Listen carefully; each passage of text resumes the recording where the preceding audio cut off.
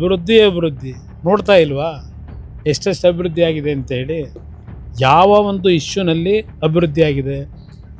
ಈ ವರ್ಷದ ಕಳೆದ ವರ್ಷದ ಬಜೆಟು ಘೋಷಣೆ ಮಾಡಿದ್ದು ಎಷ್ಟು, ಅವ್ಯಯದಲ್ಲಿ ಇಟ್ಟಿದ್ದೆಷ್ಟು, ಖರ್ಚು ಮಾಡಿದ್ದೆಷ್ಟು, ಈ ವರ್ಷ ಎಷ್ಟಿಟ್ಟಿದ್ದಾರೆ, ಎಷ್ಟು ಖರ್ಚು ಮಾಡ್ತಾರೆ ಅದೆಲ್ಲ ಜನಗಳ ಮುಂದಿಡಿ.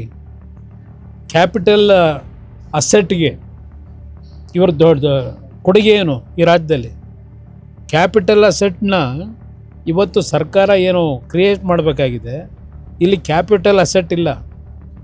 ಇಲ್ಲಿ ರೆವಿನ್ಯೂ ಡೆಫಿಸಿಟ್ಗೆ ಈ ರಾಜ್ಯದ ಆಯವ್ಯಯವನ್ನು ತೆಗೆದುಕೊಂಡು ಹೋಗೋದ್ರ ಮುಖಾಂತರ ಸಾಲದ ಹೊರೆಯನ್ನು ಹೊರಿಸ್ತಾ ಇರ್ತಕ್ಕಂಥದ್ದೇ ದೊಡ್ಡ ಅಭಿವೃದ್ಧಿ ಇವ್ರದ್ದು.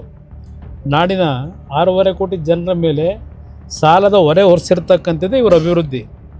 ಆದರೆ ಇವ್ರುಗಳು ಯಾರು 38 ಜನ ಅವರು, 37 ಜನ ಅವರು, ಇವ್ರು ಯಾರು ಸಾಲಗಾರರು ಆಗಿಲ್ಲ, ಇವರು ಯಾರು ಅಭಿವೃದ್ಧಿನಲ್ಲಿ ಕೊರತೆನೂ ಆಗಿಲ್ಲ. ಇವರಿಗೆ ಸಂಪದ್ಭರಿತವಾಗಿದ್ದಾರೆ ಅಭಿವೃದ್ಧಿನಲ್ಲಿ.